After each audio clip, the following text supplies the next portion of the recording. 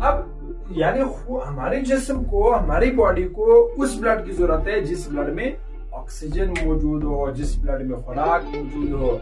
वो जाएगा सेल में, जैसे ही सेल में जाएगा तो सेल के अंदर वो अपनी काम, अपनी फंक्शंस परफॉर्म करेगा। यानी जो केमिकल रिएक्शन सेल में चल रहा है, उन रिएक्शंस को ये मेंटेन करेगा।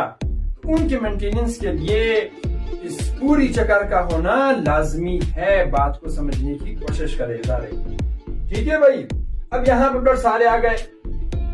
अब इसके बाद जो है ये जो लेफ्ट वेंट्रिकल ये ऐसे सुखड़ेगा भी ऐसे। मेरे हाथ में जरा फोकस करें सर। ये अब ऐसे कॉन्स्ट्रक्ट होगा। जैसे ही ये कॉन्स्ट्रक्ट होगा, इधर से वापस ब्लड यहाँ से ऐसे बैक फ्लो करेगा, सीधा ये ब्लड जाएगा एओर्टा में। जो मैंने 3 डॉट्स आपको यहाँ पे बना के दिए हैं, इसको हम